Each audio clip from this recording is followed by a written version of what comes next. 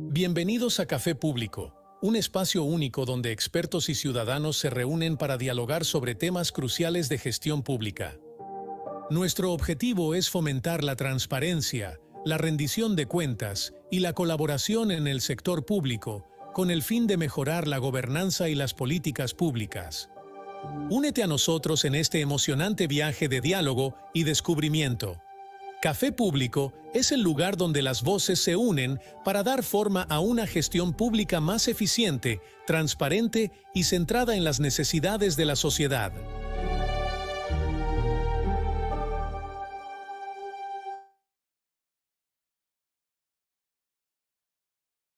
Buenas noches, estimados. Bienvenidos a la inauguración de este café público que hemos diseñado, hemos desarrollado un poco para compartir la experiencia en diferentes lugares del mundo con respecto a la archivística, a la gestión documental, al quehacer, a la gestión pública, al quehacer ciudadano, a las necesidades del ciudadano y las posibilidades de respuesta que tenemos desde varios ámbitos profesionales. ¿Okay?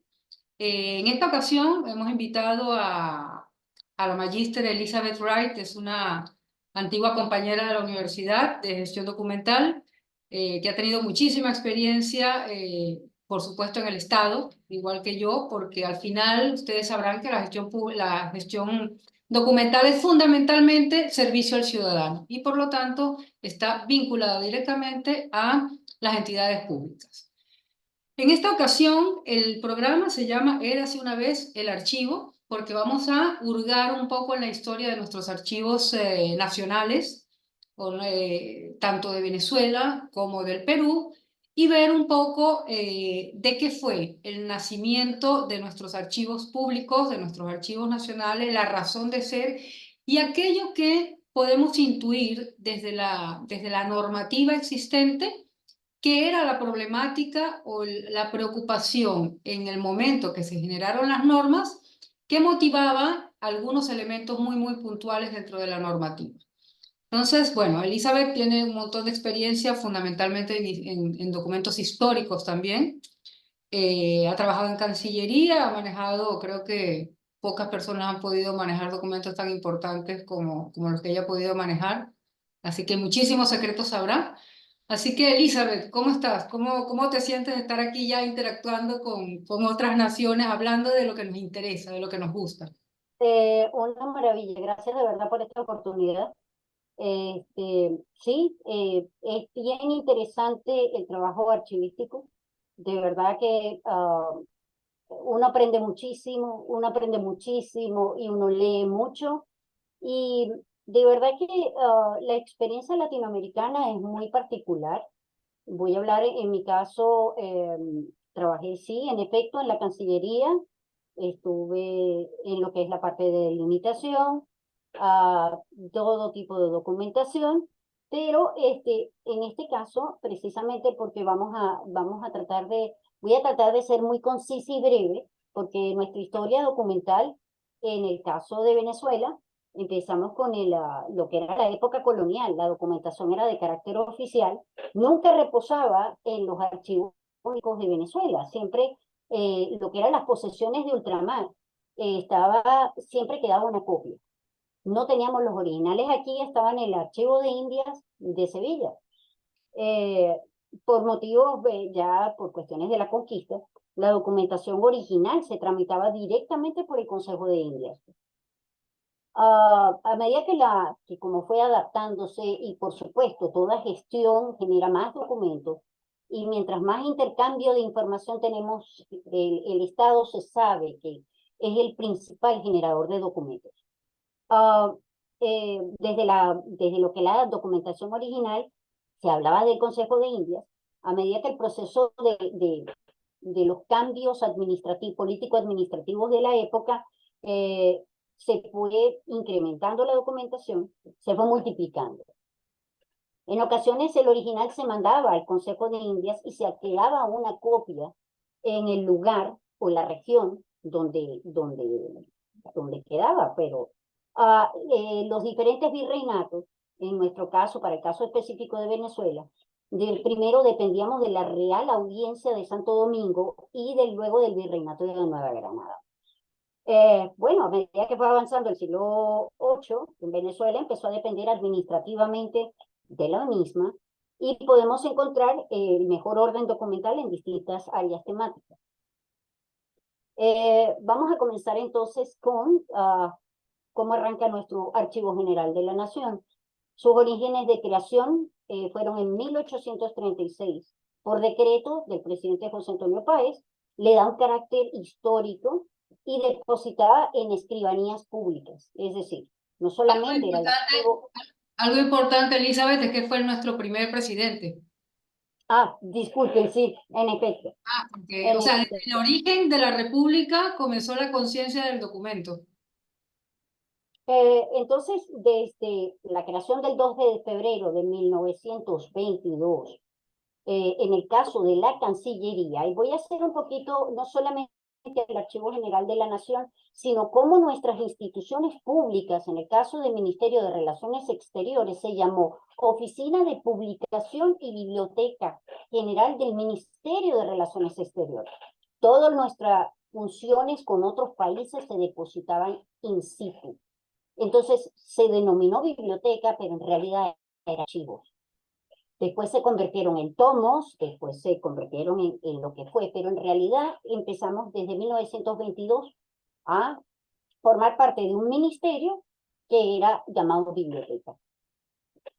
A los fines, paralelamente, en el caso de la UCB, es una universidad que tiene 303 años, nace lo que es la carrera como tal, la Escuela de Bibliotecología y Archivología, una de nuestras más... Eli, disculpa, en Perú tenemos una universidad que también la UCB, le aclaro a los compatriotas, que en este caso en Venezuela es la Universidad Central de Venezuela. Aquí es la Universidad César Vallejo, que dista muchísimo una cosa de la otra porque una es pública, la otra es privada. Ya, listo, Elizabeth. Correcto, en efecto, gracias por la aclaratoria. Desde la creación de la carrera como tal, era en 1950.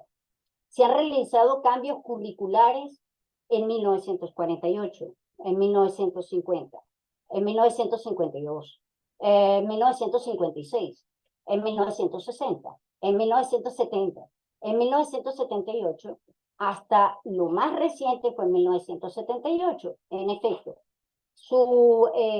fue fundado esta universidad, la Universidad Central de Venezuela, mejor conocida en Venezuela por UCB, por el rey Felipe V de España. Inclusive en 1721, cuando fue la fundación, muy posterior, cuando comienza la Escuela de Bibliotecología y Archivología de la Universidad Central de Venezuela, se conmemora en Venezuela, eso para ese momento será el 27 de julio, que estamos próximos, se fundó en 1982 por decreto, se dice que es el día del archivólogo y el bibliotecólogo. ¿Cómo nace esto? Por tres acontecimientos importantes. Precisamente los archivos nacen de las funciones y de los acontecimientos puntuales que ocurren en cada país, porque es el registro de nuestro haber, de nuestra gestión, de cómo se hace la gestión y los procesos que pasan desde políticos, sociales, hasta todo lo que ocurre, hasta las exigencias que tienen los nuevos usuarios en información. El 27 de julio de 1945 fallece el primer bibliógrafo venezolano que se llama Manuel II Sánchez. Pero también es el 27 de julio de 1950 cuando se funda la Bibliotecología y Archivología en la Facultad de Humanidades y Educación de la Universidad Central de Venezuela. La promulgación de la ley es el 27 de julio de 1970 para la creación de una Biblioteca Nacional. Claro, no quiero confundir archivo y biblioteca, pero nuestra relación es así, es muy estrecha. En este sentido, la Biblioteca Nacional se crea en 1833, precisamente con José Antonio Páez. La biblioteca cuenta con 5 incunables, varios ejemplares. El documento más antiguo que tenemos es 1471.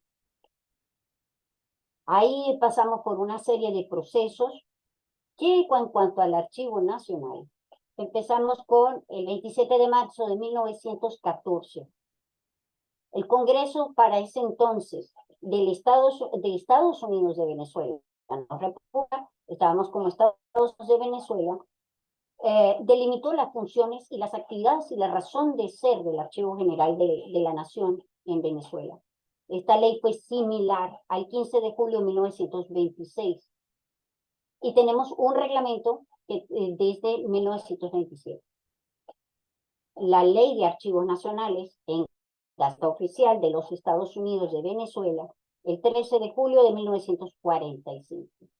Es una de las leyes de verdad que son, es impresionante. Yo creo que María Viloria va a mostrar algo al respecto, que de verdad es la razón de ser del archivo. La esencia del archivo está en esa ley. Después, con el tiempo, la descripción habla de la descripción, conservación, custodia, sistematización, resguardo de los documentos. No solamente los archivos históricos para ese momento, porque se integra una serie de sistemas muy posteriores, cuando hablamos de registros públicos, notarías, ya eso empieza a apartarse porque no tenemos un sistema centralizado donde se pueda hablar de una gestión total de la información en un solo lugar. Había que ir a este lugar primero, al otro lugar después. Pero básicamente, una de nuestros, yo me atrevería a decir, una opinión muy personal, es una ley valiosa la de verdad de verdad resume la razón de ser del archivo. Ahora, el objetivo de esta ley era proteger el patrimonio documental del Estado, memoria histórica de la nación y patrimonio cultural de la nación. Entonces, la legislación de archivística venezolana va de la mano con la historia del Archivo Nacional, que fue creado a través de la Ley del Archivo de 1914. Ha pasado por varios procesos. Lo que sí es cierto es que tenemos leyes maravillosas, pero a veces a través del tiempo nada más vemos al archivo histórico como eso, como un archivo histórico. Pero en realidad el archivo histórico era la gestión del Estado, era la gestión de las relaciones entre uno y otro país. Inclusive después de la independencia, después de una serie de... Lo dejamos entonces como vieja data. El punto de gestión del Estado a través de todas las relaciones internacionales, inclusive nacionales, y se dejaba registro de todo ello. Pues en cuanto a la colonia, mucho tiempo ha pasado y ya nuestra realidad es diferente. Ahora tenemos diferentes sedes para el Archivo General de la Nación. La antigua casita ya no se dio abasto, una preciosa construcción arquitectónica, pero llegó a un punto donde ya no daba más abasto y, como siempre, la gestión documental siempre es productora de más documentos, en más cantidades, donde ahora inclusive ya se habla de los registros en versiones digitales, porque ya no hay espacio físico, ahora es una cuestión de almacenamiento a través de los sistemas digitales. Y pues bueno, yo pudiera resumir en ese caso, por hacerlo muy corto, cuál ha sido nuestra travesía a través del mundo de lo que es la archivística en Venezuela. Lo único que sí voy a decir es que la tradición de la archivología y la bibliología ha cambiado de tiempo. Ya dependiendo de los países hablamos de información y documentación. En España se habla de información y documentación, que es lo mismo, ahora se habla también inclusive de ciencias de la información, también orientado al nuevo rol que tiene el archivista, que no solamente es imagen de aquel que está detrás de una mesa con un Cardex, ya ha cambiado mucho. Ya las bibliotecas y los archivos son mucho más dinámicos, son mucho más, sí, en efecto, dinámicos. Y nuestra relación con el público es de ayuda y debemos de ofrecer servicios y hay que integrarse a esa nueva tecnología. Cuéntame, Mari. Sí, en el efecto, Elizabeth, de verdad, cuando me puse a revisar nuevamente las leyes con las que se cuentan en Venezuela, de verdad que la ley del 45 es una obra de arte. O sea, porque refiere todos los procesos archivísticos tradicionales y sí vincula los documentos históricos con los de gestión. Cosa que después de haber tenido esta maravilla, que además tiene poquísimos artículos, tiene 16 artículos nada más, pero es un compendio riquísimo que además de una vez dice, y el Archivo General de la Nación capacitará al personal y estará encargado de la descripción y estará encargado o sea, de todos los fondos. O sea, realmente es una obra de arte. Sí me hubiese gustado poder acceder a la de 1926, porque de algún modo hereda la del Oh, 1914, ¿no? sí. Este, que para poder identificar cuál era el corazón, el core del origen, ¿no? Tú me dirás, has logrado ver el primigenio para ver cuál era el core de la preocupación No, de los archivos, ¿no? no, no, la de 1914 y 1922 se me ha hecho muy difícil tratar de conseguir eso. Tengo la del 45 y en efecto son dos hojas. Sí, son 2 páginas en total nada más y es la que tiene se pudiera decir, el primer plano de todo cuando uno consigue, pero te prometo a nuestros seguidores, les prometo que lo voy a conseguir. Voy a tratar de conseguir esas 2 leyes. Sí, es importante para poder conocer el contexto del momento. Por ejemplo, a mí me gusta muchísimo, muchísimo el documento primigenio que nosotros tenemos de inmediato, porque los anteriores, igualmente que con el caso venezolano, no es que haya mucho, pero es el decreto ley el 19414, ¿no? Que además me parece tan extraño que todas las normas buenas las generan al final los dictadores. No sé por qué, pero pasa, ¿no? No sé por qué.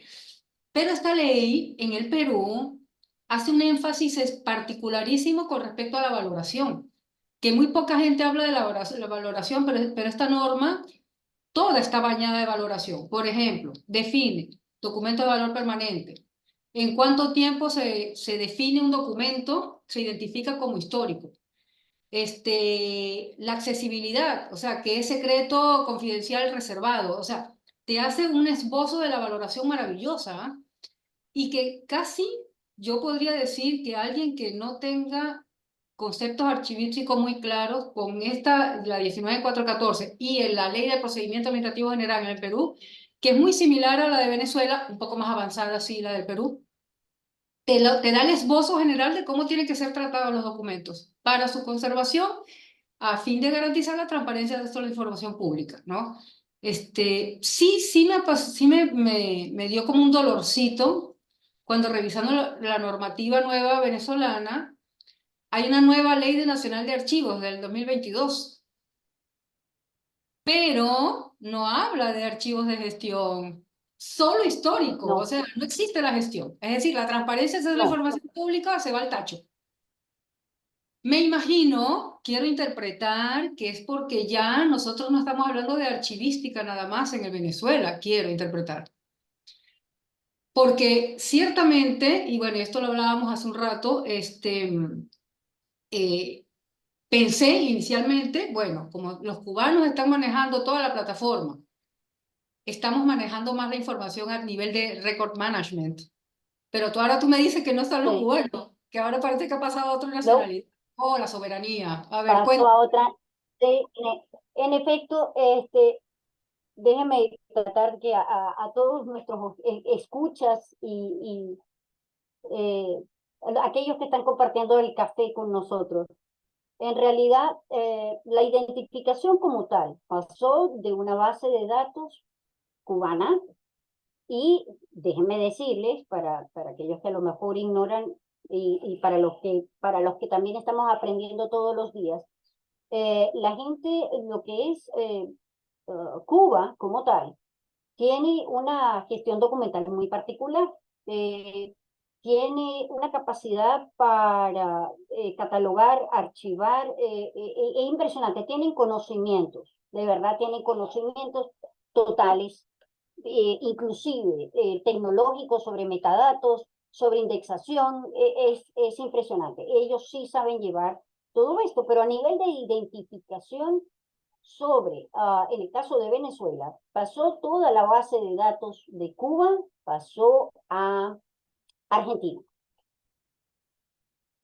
En realidad, ellos ahora están gestionando la base de datos de una gran parte de la identificación como tal, registro, matrimonio, todo la está llevando Argentina. Así que fue un cambio, sí, en efecto, parece que desde el punto de vista, bueno, ya sea político como tal, el tiempo que ellos tenían para hacerle mantenimiento a esta base de datos expiró y le dieron la licitación a la República de Argentina. Y en efecto, ahora se encuentra en Argentina la base de datos de identificación, nacimientos, y porque cada vez que vayamos a consultar a nuestro registro como tal, sí, se va a conseguir en la localidad en donde la persona nació, pero como solicitud de lo que llamamos en Venezuela una cédula de identidad o un registro DNI, o como según el país de origen o destino, e inclusive los pasaportes, uno tiene que llenar una serie de requisitos, y dentro de ellos, si uno está casado, subir ese número de documentos, folio, dónde se encuentra, qué parroquia, qué distrito o qué estado se encuentra de Venezuela. Y en efecto, esa actualización de datos ahora la tiene, la que la llevó a un nivel superior con más detalle, es la República Argentina. Sí, bueno, por ejemplo, aquí en Perú tenemos, Ajá. tenemos una ley de tratamiento de protección de datos personales.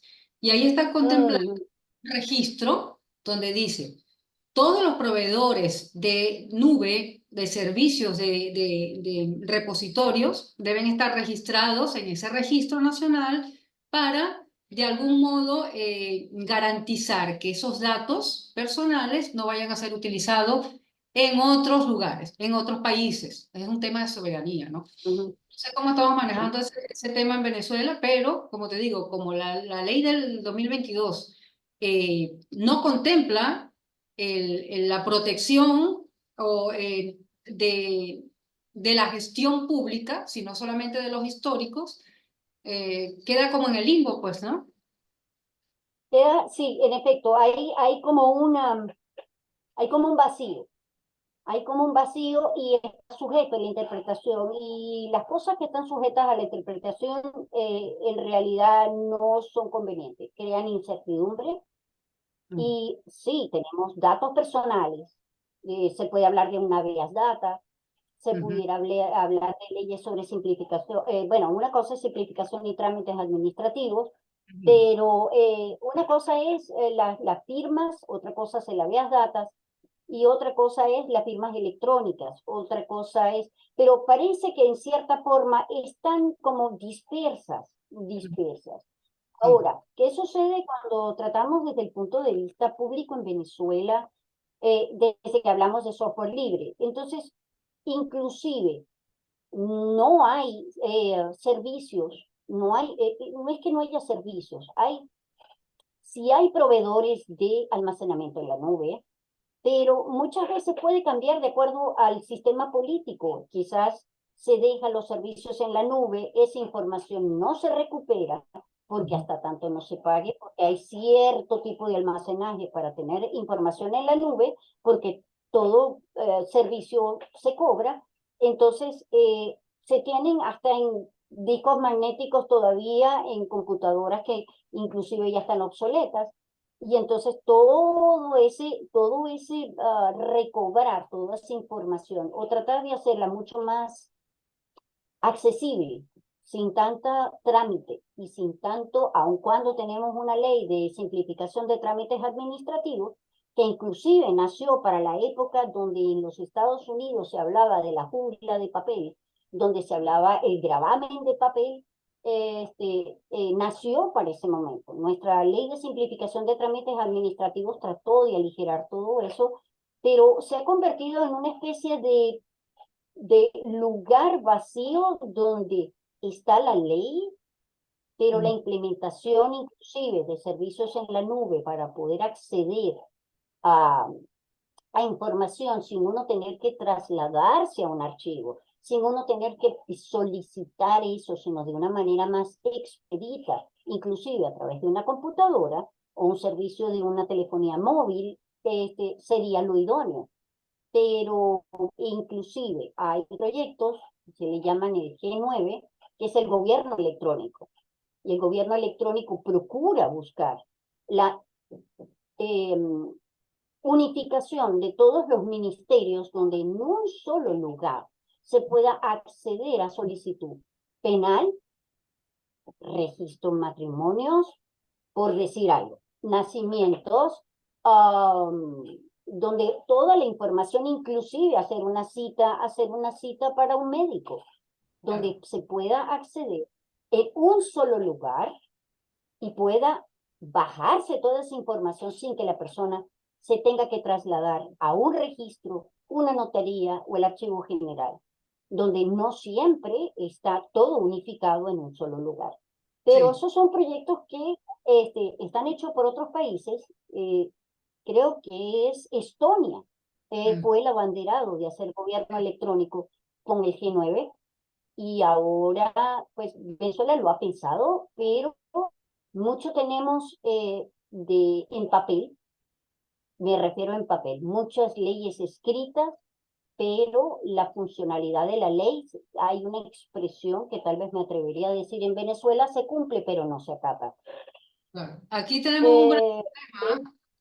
Nosotros tenemos aquí un reglamento, como te decía, para mí precioso, que es el reglamento de gobierno digital, que no se le escapa nada. Es decir, ha estructurado el gobierno digital en 7 partes, de las cuales 3 están vinculados directamente a la archivística, evidentemente todas las demás también, porque manejan datos, ya no tenemos que hablar de documentos, sino también de datos y de registros. El gran problema, bueno, primero Estonia es un país pequeño, donde centralizado ha logrado generar, por ejemplo, lo que tú dices, una de las cosas más destacables es la carpeta ciudadana, que en el Perú, el año pasado yo logré ingresar a mi carpeta ciudadana. Logré encontrar mis registros de la OMPE, el órgano de votación. Logré encontrar mis títulos registrados en la SUNEDU, que es la Superintendencia Nacional de Educación Superior. Es decir, logré encontrar cosas dentro de mi carpeta ciudadana con un acceso único a la plataforma. ¿Ok? El gran problema es que, por lo menos en el Perú, la carrera de archivística, tenemos una carrera archivística, pero no de gestión documental. Cosa que tú y yo sí pudimos estudiar, gestión documental, es decir, archivística y bibliotecología con tecnologías de información. Entonces, ¿qué ocurre? Que cuando desvinculas la archivística a la modernidad, que es la tecnología, queda un vacío. Y ese vacío, cuando ya impone la norma, el gobierno digital, ¿cómo llevas la archivística a lo electrónico? Si no te enseñaron. Claro, hay alternativas. Haces maestrías y aprendes. Te cuento, el reglamento de gobierno digital aparece en el Perú en el 2021. No es complejo porque lo que hace es llevar los procesos y procedimientos archivísticos tradicionales a la tecnología y te dice cómo. El gran problema es que no tenemos a la gente que pueda dirigir el proceso. Entonces, eso mismo que tienen que hacer en Venezuela, realmente lo tienen que hacer en todos los países, porque es el proyecto mundial de poder gestionar la documentación de modo que el ciudadano tenga todas las entidades públicas en su computador o en su celular. ¿ok? Pero nuestro gran problema, y creo que es el mismo que hay en Venezuela, es quién desarrolla las herramientas archivísticas para poder llevar la archivística a la tecnología. Esquemas de metadatos, seguridad de la información, interoperabilidad entre entidades, que todo lo haces a través de la indexación, lo haces a través de metadatos, ¿no? Entonces, en ese sentido, los cubanos funcionaban muy bien. Me parece extraño que no hayan logrado dar la talla, pero otro elemento también importante que has mencionado son los repositorios. En Perú hay una gran ventaja por un lado y por el otro no, cosa que es una falencia que tiene Colombia. En Colombia, cuando lanzaron el gobierno digital hace varios años, han permitido que las entidades públicas puedan comprar el software. Y lo peor que puedes hacer es comprar porque amarras la data a un proveedor que si tú no le pagas lo que A un quieres, proveedor de servicio. te niega la información. Está sucediendo en Colombia. En Perú estoy viendo la tendencia de alquilar repositorios. Hay empresas grandísimas internacionales que alquilan espacios también para documentos en soporte papel y al final si no le pagas la mensualidad no te dejan entrar. O no, el personal de la entidad privada es quien gestiona los documentos. No, señor. Tiene que ser No. la gente de confianza. Entonces, es todo un tema. ¿Por qué? Porque la única forma de poder cubrir esas deficiencias es con conocimiento. Y entidad pública que quiera tener un buen sistema de gestión documental, capacite a su gente, amárrela con capacitación, genere el sistema, ¿no? Porque si no, pasa lo que está pasando, ¿no? No, y básicamente sobre todo es el operario, el que vive el día a día, ese es el que tiene que generar eso. Tiene que haber una combinación de aquel que maneja el sistema con aquel que trata al usuario para poder integrar sencillamente es impresionante. Cuando uno habla de gestión documental, cuando uno habla de gestión de la información, ahí hay una mezcolanza muy particular. Cuando se habla de gestión de información, ok, hablemos, puede ser alguien de comunicación social, ok, muy bien, pero gestión documental resulta ser que cuando gestionas la información, cuando gestionas la documentación, estás gestionando el conocimiento. Tienes que ubicar el conocimiento. ¿Qué conocimiento tiene? Si no lo tiene, ¿cuáles son las fortalezas? Vamos a llegar mediante fortalezas la gestión del conocimiento, porque gestionamos conocimiento, porque al gestionar conocimiento se maneja la documentación. No solamente aprendimos los sistemas de clasificación, no importa que pongamos a DEWI, no importa que pongamos el CDU, no importa que... Eso en la etapa digital en la que se encuentran los países y la que nos abraza y la que permite esta interacción de tomarnos un café como el día de hoy, está la gestión, está y debe estar la gestión documental. Entonces, sí, en efecto, grandes deficiencias que podemos tener es que una cosa es la archivística, hay gente que la separa de la bibliotecología. Vamos con la archivística, pero ¿qué hay de la gestión? ¿Qué hacemos con la gestión? Y la gestión igual compete, los papeles inclusive del Estado son gestión, porque es la gestión a través de los usuarios y sus ciudadanos a quien se debe. Entonces necesitamos integrarnos, necesitamos ponernos de acuerdo, inclusive a veces hay discusiones, no discusiones como tal. Hay problemas cuando hablamos inclusive de ciertas palabras. Ponernos de acuerdo por ciertas palabras, lo que para ese país significa una compulsa, para mí necesita otra cosa. Y resulta ser que para México es otra cosa una compulsa, para nosotros es otra cosa, y entonces para nosotros es una certificación de una partida de nacimiento. Entonces, si tenemos cosas donde términos deberían ser un poquito más normalizados para que todos nos entendamos en un solo lenguaje, podremos gestionar de manera conjunta, inclusive para hacer intercambio de documentación, intercambio de información, gestionar mejor. Va a ser, pero son pasos que tenemos que dar, o que veo que debemos organizarnos. Pero sí, afortunadamente, Por fortuna, nosotros tuvimos de verdad, la facilidad de gestión.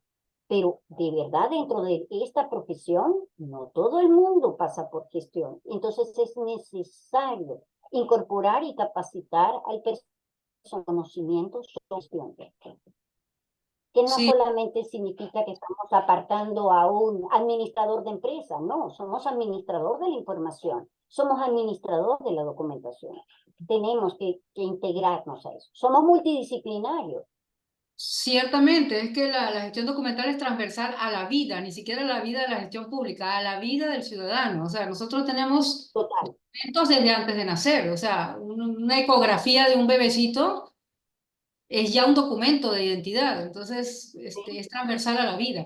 Sí, lo que tú hablas con respecto hasta la terminología, yo recuerdo cuando llegué aquí hace casi 18 años, que mencioné una palabra que aquí prohibida, que ahora la estoy viendo aparecer, expurgo. Oh my God. Expurgo.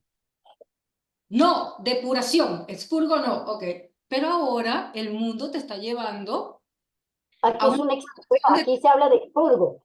Claro, o sea, es que el expurgo... Aquí hablamos de expurgo. Sí. Claro, pero aquí no. Pero ahora estoy viendo la palabra atravesadita por allí, ¿no? Entonces, o por ejemplo, las definiciones que son nuevas, las definiciones que tú encuentras, por ejemplo, de documento digital o documento electrónico, aquí estamos manejando otra terminología. Pero Ajá. poco a poco se va a ir moldeando. ¿Por qué? Porque ciertamente en el Perú, bueno, y creo que en casi todos los países, no hay una vinculación todavía estrecha entre lo que es la tecnología y el Archivo General de la Nación, más aún porque nosotros en Perú no tenemos, como te digo, gestión documental. O sea, la experiencia de Venezuela, que desde 1950 están las dos facultades, que es lógico que en el resto del mundo también hayan nacido juntas las dos carreras en en el mismo programa. ¿Por qué? Porque de algún modo la archivística hereda la clasificación de bibliotecología. O Sí. sea, la biblioteca le da la visión de cómo poder organizar o poder clasificar la documentación de una manera estructurada, ¿no? Entonces, de algún modo viene de allí. Por eso es que en Venezuela primero se habla de biblioteca. En efecto, Uy, ¿qué pasó? Se me fue la cámara. Ok. ahí Entonces, está.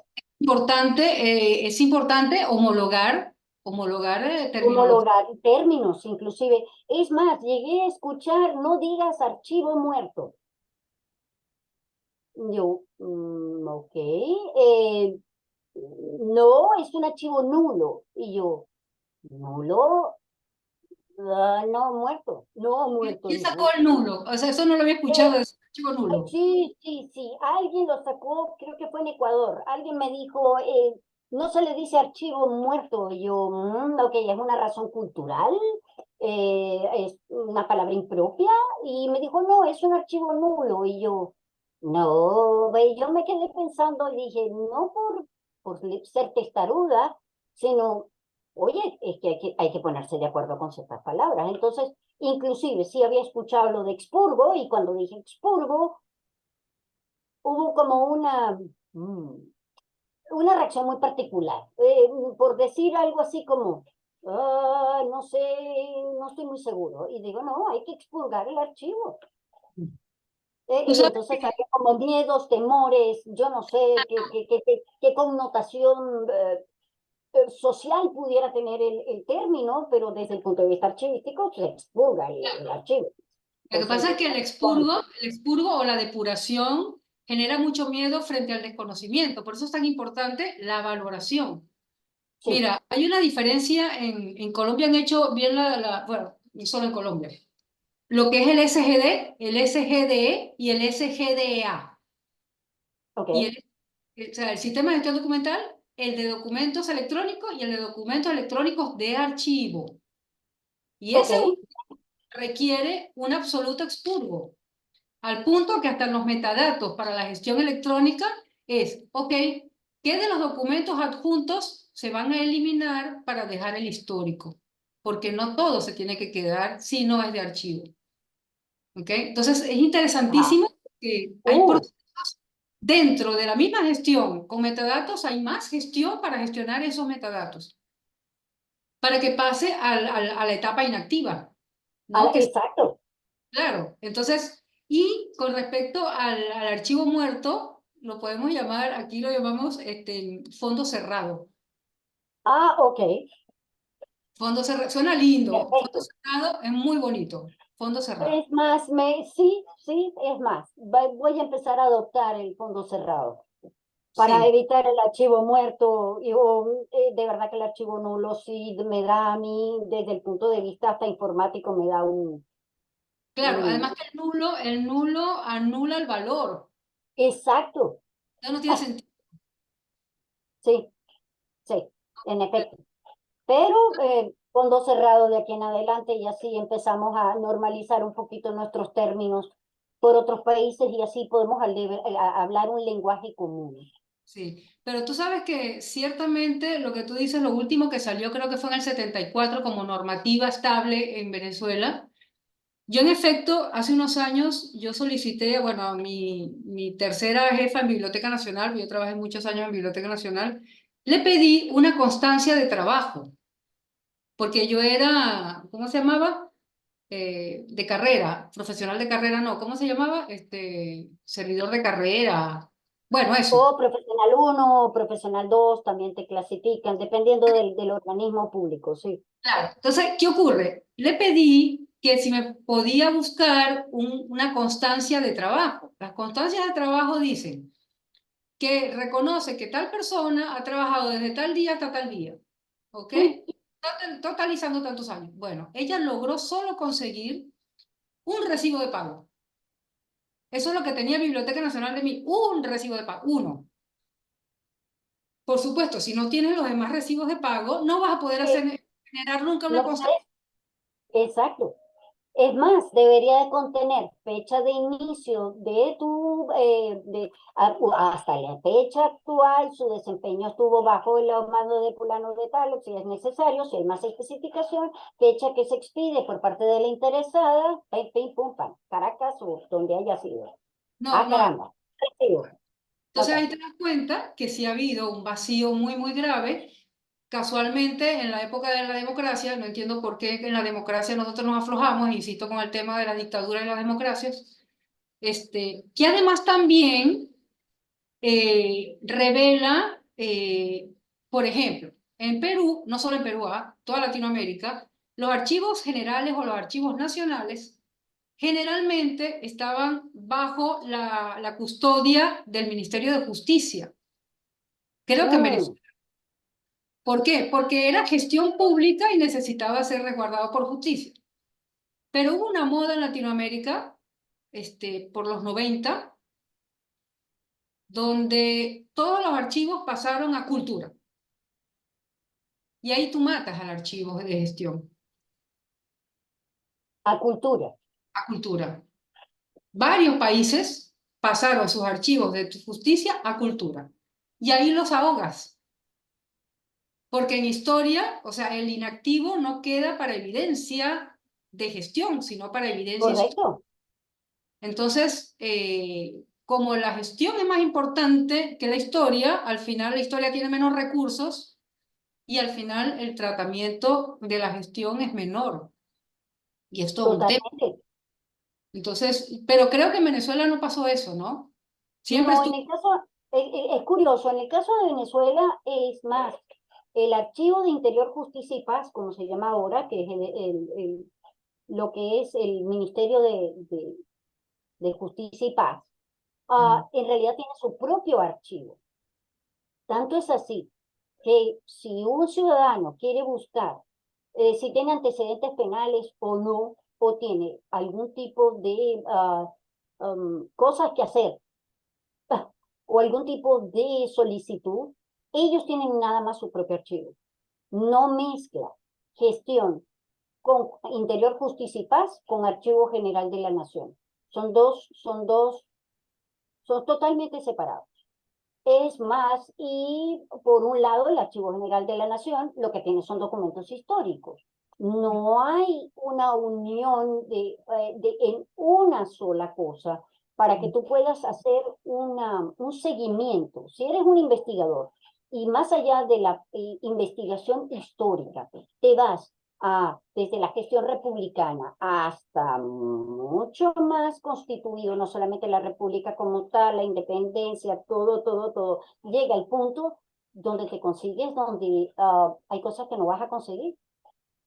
Y pocos saben dónde queda. Entonces empieza el peregrinaje del investigador o del ciudadano tratando de buscar los récords, ya sea por lo menos nacimientos. Después de la Segunda Guerra Mundial te consigues con los archivos de la ecuménicos en Santa Capilla. Tienes el archivo de la iglesia de Santa Capilla, tienes el archivo de... Es más, empieza a separarse un poco lo que es la gestión hacia ciertos repositorios o ciertos lugares de archivo que no necesariamente, no es que no necesariamente, sino se fueron dividiendo a lugares donde tratar de hacer una investigación puede ser, si eres un historiador y quieres hacer una investigación histórica, maravilloso, puedes conseguirlo en un solo sitio, pero eso no te da garantía de que vas a conseguirlo todo ahí.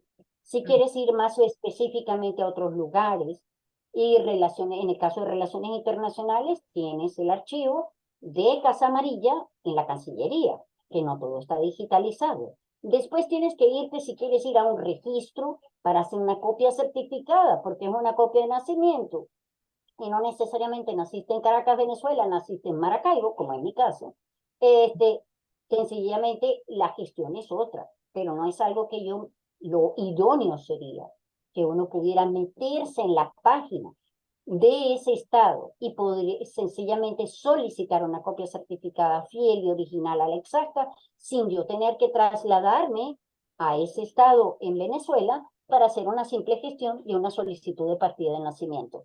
Entonces, vamos desde los archivos personales hasta los archivos generales, hasta los archivos que son de Interior, Justicia y Paz, hasta el Archivo General de la Nación, que tiene, muy bien, tenemos videos, tenemos banco de imágenes, hay imágenes de la época, personajes importantes, otras transiciones, hay videos, audios, o sea, todo lo que es la diversidad de formatos y soportes donde puede venir los archivos, pero en realidad se convierte en que a lo mejor una simple gestión documental se vuelva un peregrinaje. Lo Y que pasa preguntar, es investigar claro, pero eso y va a volver depender a... de los Ajá, recursos. Eso va a depender de los recursos de cada entidad. Pero imagínate y tú una depende de los... municipalidad allá en Guasdualito. No hay forma. Exacto, no No hay hay forma. forma. Ahora, una cosa que sí mejoró, en el caso de una legalización o una apostilla de La Haya, antes toda persona que viviera fuera de Caracas, porque antes se centralizó todo y toda persona que necesitaba una apostilla por un diploma, por las notas certificadas de su licenciatura, o ya sea cualquiera que sea su parte del conocimiento que me requería de una apostilla de La Haya o una legalización, tenía que trasladarse a Caracas para hacerlo a través de la sede central. Afortunadamente han habilitado nuevas sedes en diferentes lugares bastante remotos, otros que tienen dificultades de acceso al Internet, donde ya pueden hacer legalización de apostillas sin tener que trasladarse a Caracas. Y entonces sí se consigue de una forma más expedita. Pero en realidad para hacer un seguimiento a la gestión gubernamental o la gestión del Estado está pasando por muchos vacíos, vacíos como tal, porque ¿a dónde van los archivos de la gestión del Estado? En el caso del Estado, como fuente de generador de documentos y donde refleja su gestión y transparencia y su contacto al ciudadano. Porque lo que es para la empresa un cliente, para el Estado es un ciudadano. Y eso involucra a cualquier tipo de persona tratando de buscar información, ya sea en un archivo o ya sea digital, es dónde buscarlo y cómo consolidamos una buena gestión del conocimiento para ofrecer los servicios archivísticos necesarios que requiere cualquier ciudadano cuando nos vienen a hacer una consulta y podemos ofrecer información. Sí, por ejemplo, en el Archivo General de la Nación, Perú, tiene su Escuela Nacional de Archivística porque la carrera per se no nació en 1950 como allá, sino que nació hace 12, 15 años en el Perú y es archivística. El tema de la tecnología no está involucrada todavía, ¿no? Pero en efecto, en la ley de archivos que estábamos mencionando de la 45, en el artículo 4 dice que tendría que el Archivo General de la Nación generar cursos de capacitación archivística en 1945. Y nuestro gran problema en Venezuela es que nadie sabe de archivo, solamente los que van a la universidad. Y luego tienen que ver cómo se las arreglan interpretando la norma universal de archivos para poder ajustar la documentación que le corresponda a su archivo. Que te aseguro que están bien. El tema es la disponibilidad y ese es otro elemento. La disponibilidad. Yo puedo tener todo mi archivo perfecto, pero si no lo puedo darle acceso al ciudadano de manera abierta, casi es inútil que esté allí, ¿no? Claro, sirve como... Es inútil. Es inútil, claro. Entonces, por ejemplo, yo te cuento que una vez intenté buscar mi partida de nacimiento en Coquibacoa, porque tú y yo somos de la misma ciudad. Sí, somos exactos. Oh, de la misma ciudad. ¿Qué ocurre? Cuando fui, estaba, sí, Viloria, ok, en la página, no sé, 62. Ay, no, la página no está porque la botamos porque ya estaba muy deteriorada. O sea, en una cara estaba yo, en otra cara estaba alguien más que nació después de mí, la botaron. O sea, la arrancaron porque ya estaba dañada.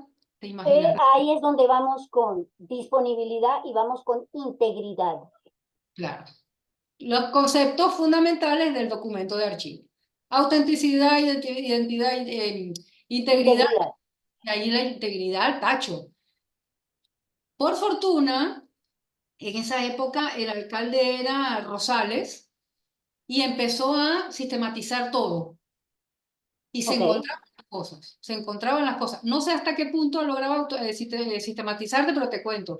Aquí la RENIEC ha hecho cosas lindas, no sé si ha continuado, pero hace 10 años, 10, 12 años, estaba digitalizando, y cuando hablamos de digitalizar no es solamente de escanear, sino de Ajá. verificar la data de las partidas de nacimiento de las municipalidades que estaban por lo menos en la ciudad de Lima. Entonces, hay unas máquinas, bueno, habían, no sé, no las he visto más, donde tú metías 10 soles, o sea, $3, y sacaba tu partida certificada. O Qué sea, un maravilla. pensador de Qué gaseosas. maravilla. ¿Ok? Porque tienes la data íntegra y puedes entonces solicitar tu partida de nacimiento. ¿Ok? Entonces, hacia allá tenemos que ir. Evidentemente, eso ahora también podrías hacerlo de manera remota. Eso era cuando no existía gobierno digital. Pero, Correcto.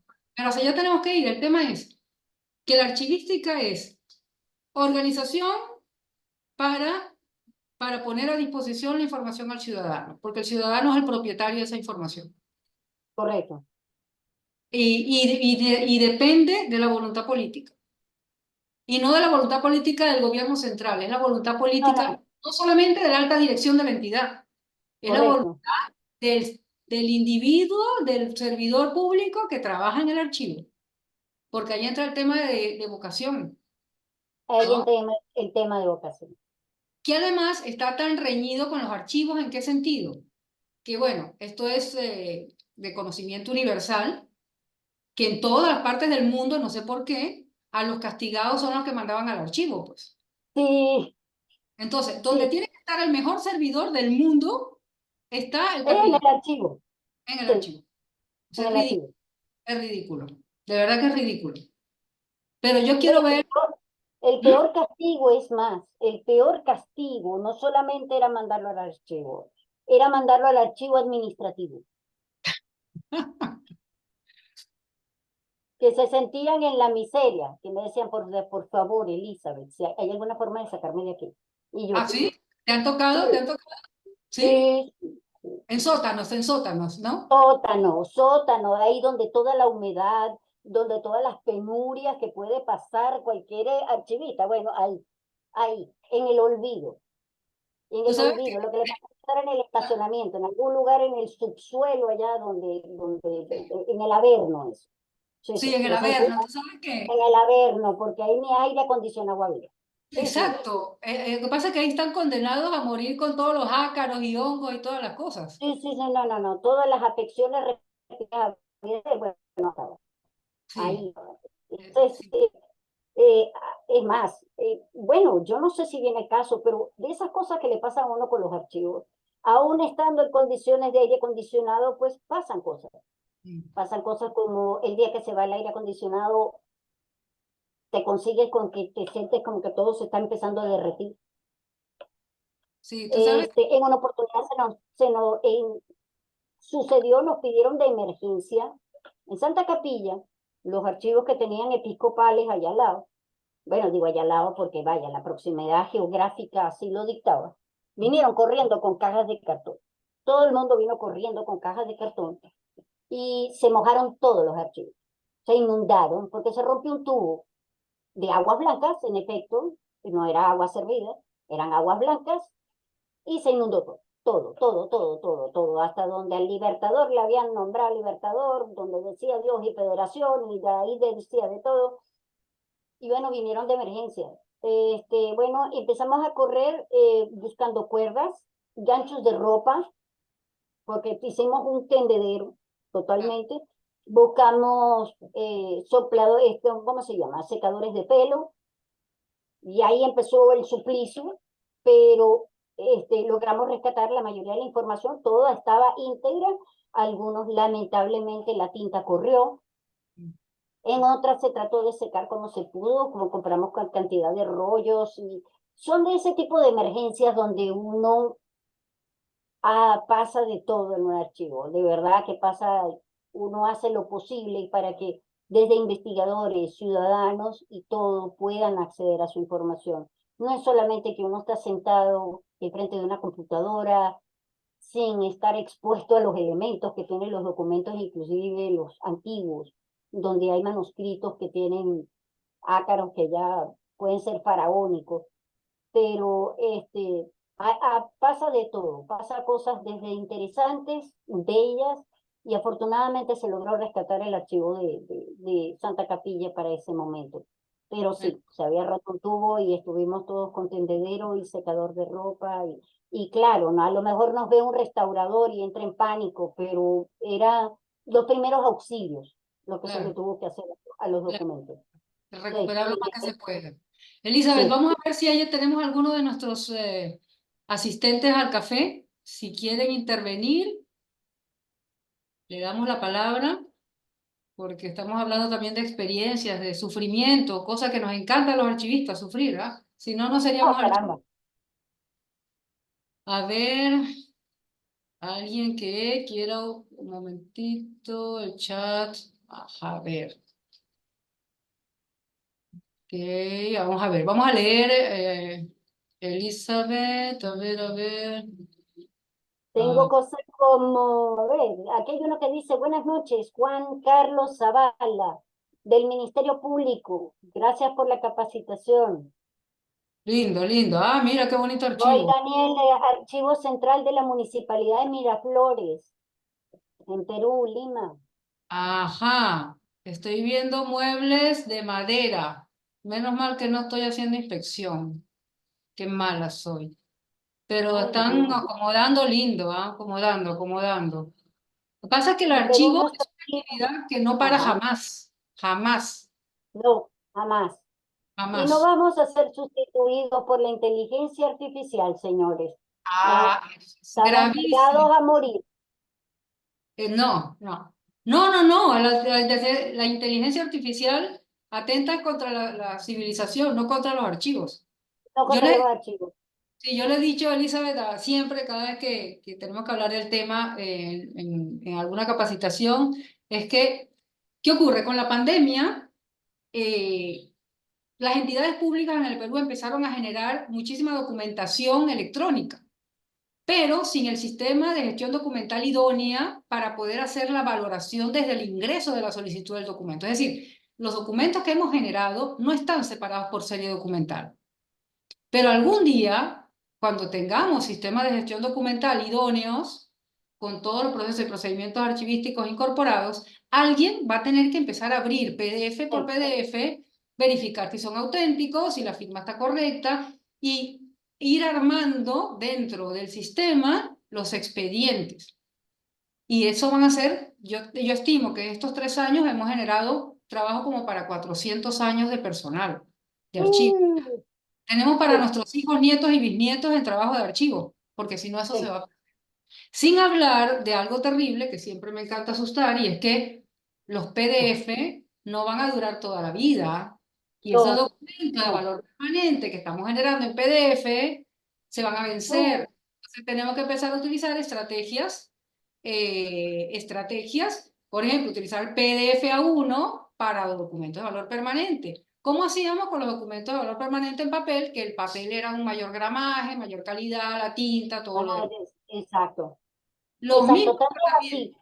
Sí, Ahorita en el caso de la archivo de la Biblioteca Nacional, te solicita si es un documento en CDs, está pidiendo en formato TIFF, claro. no lo pide en PDF. Claro, lo que pasa que con el TIFF es que TIFF es de valor permanente. Un error que estoy intuyendo que se está dando Que por... mucha gente está metiendo en JPG las imágenes y ay Dios, eso Eso viene a no va a ser, durar. Exactamente. Es decir, dicen, no, es que el TIFF pesa mucho, quedémonos con el JPG. El JPG se deteriora en la apertura. O sea, sí, se degrada. El TIFF se no. degrada, el Exacto. TIFF no. Entonces, esas cositas hay que empezar a difundirlas, porque de verdad Sí, vamos a quedarnos sin... Al final, por desconocimiento, yo prefiero el papel 1000 veces al electrónico, porque si no hacemos el tratamiento adecuado en un entorno electrónico, lo único que nos vamos va a, a quedar como historia es el papel. sí, va a quedar nada más el soporte físico, el Sí, soporte físico. sí, así es. Es más, el patrimonio cultural, no solamente en el caso de Perú, que tengo entendido entonces que el archivo está con lo que es el Ministerio de la Cultura, el patrimonio cultural, inclusive el registro documental, todo se va a perder si no buscamos formatos que se ajusten, porque lo digital suena imperecedero. No, sí es perecedero, Mm. porque inclusive ya cuando hablamos de un CD o un CD-ROM, y antes hablamos de un DVD, y ya nos parece algo totalmente del pasado, ya hay generaciones que nacieron que ni siquiera saben que es un CD. Y muchos equipos ya no vienen con lectura de CDs, y sobre todo laptops y una serie de dispositivos electrónicos. Tenemos que buscar formatos que permanezcan a lo largo del tiempo y donde se logre integrar eso para que tengan permanencia en el tiempo. Si la preservación documental, tratamos de digitalizar todo lo que tenemos en soporte documental o soporte físico, tratamos de digitalizarlo y pensamos que esto va a quedar para la posteridad. Nuestra posteridad digital tiene un tiempo definido y los formatos que seleccionamos para nuestros documentos también van a tener un formato, van a Sí. tener un tiempo definido. Hay Es que que buscar claro, la preservación va a la depender de los preservación. recursos. Va a depender de los recursos. Por ahí hay investigaciones para tratar de preservar en cuarzo. ¿Quién va a poder preservar en cuarzo, pues? O sea, no hay No, forma. Y luego, no, también se cree que lo digital es económico de conservar. No, es carísimo de conservar. es carísimo, ¿sí? Carísimo. Por eso hay que hacer una valoración, hay que hacer expurgo electrónico y hay que dejar realmente íntegro aquellos expedientes que valgan la pena. Entonces, hacer oportunamente la eliminación de documentos. Por ahí también he escuchado gente, eminencias, que dicen que no, que la documentación en entorno electrónico no hay que eliminarla. Oh my God. O sea, explícame, ¿cuántos planetas vamos a necesitar para meter servidores para guardar eso? Que además van a seguir pesando lo mismo, pero sin poder abrirse. O sea, vas a utilizar un recurso que no te va a permitir la recuperación de la tener información. el acceso, no vas a tener el acceso. Ahora, inclusive, se está hablando en la nueva tecnología que va a haber una versión el formato de disco, lo están haciendo los japoneses, donde se va a almacenar por pilas, como si fuera uno tras la otra, para tener bases de datos en discos compactos, pero se está hablando de la nanotecnología. Entonces, de hecho, habrá servicios que no haga falta tenerlos en la nube y van a tener soporte físico. Ahora, ¿cómo lo abriremos? Dependerán los formatos en que los Tú tenemos sabes que, grabados. tú sabes que nosotros tenemos la 681, nosotros tenemos una norma técnica peruana, que creo que eso sería bueno hablarlo porque va orientado a eso, que es la producción de la línea de producción de microformas con valor legal. Pero creo que, Elizabeth, se nos ha acabado el tiempo. Más ¡Ay, bien, caramba! sí, señor. Así que creo que, Elizabeth, nos despedimos.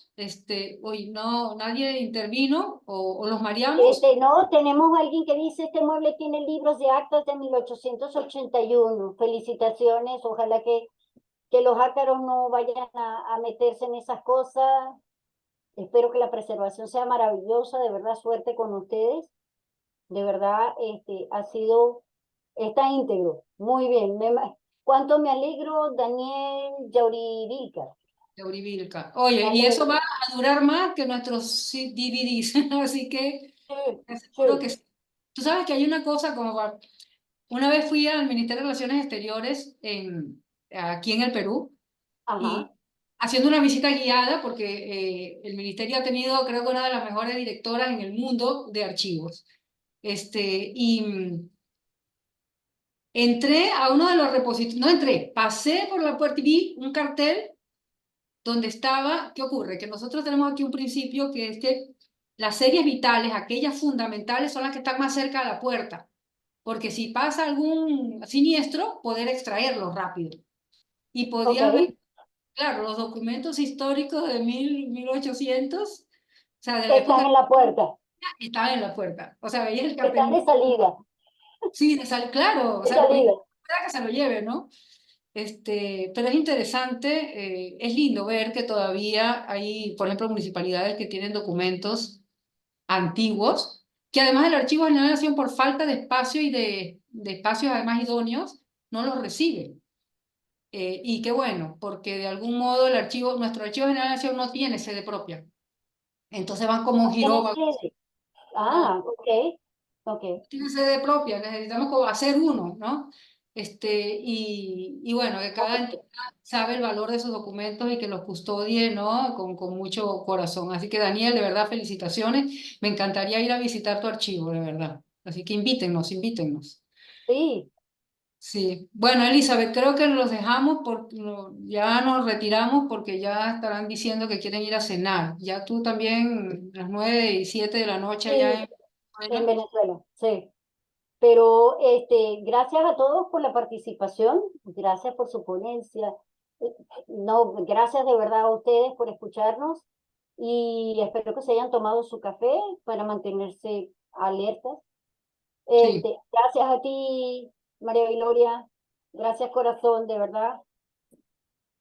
Aquí estamos con esta. Muchísimas gracias de verdad por la invitación y la oportunidad de poder estar en este espacio. Gracias a tu gestión, que ha sido el host de Érase una vez el archivo. Muchas gracias, de verdad que sí. Muchísimas gracias, Elizabeth, por aceptar y estar siempre disponible a apoyar, a comunicarse y además con tanto conocimiento que verá que enriqueces un montón. Gracias, Gracias amiga. a todos. Nos Igual, igual, estamos vemos. pendientes. Chau, A chau. todos, gracias por la asistencia. Chicos. Bienvenidos a Café Público, un espacio único donde expertos y ciudadanos se reúnen para dialogar sobre temas cruciales de gestión pública.